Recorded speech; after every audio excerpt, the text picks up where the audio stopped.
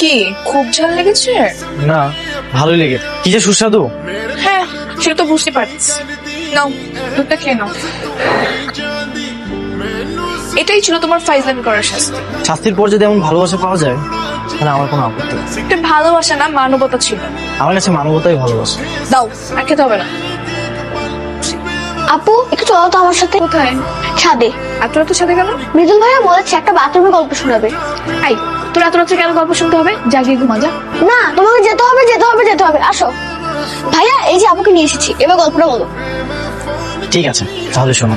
এক দেশে এক রাজপুত্র ছিল। রাজপুত্র জঙ্গলে শিকার করতে গিয়েছিল। এরপর কি হলো জানো? রাজপুত্র অনেক জোরে ওয়াশরুমে চাপ দিল। তারপরে সেই ওয়াশরুমে রাজকন্যা ইচ্ছা করে ঢুকে গেছিল তাকে প্রপোজ করার জন্য। এরপর রাজপুত্র তো তাকে ছাড়া কিছু ভাবতেই পারে না। রাজপুত্র তাকে ভালোবেসে ফেলেছে।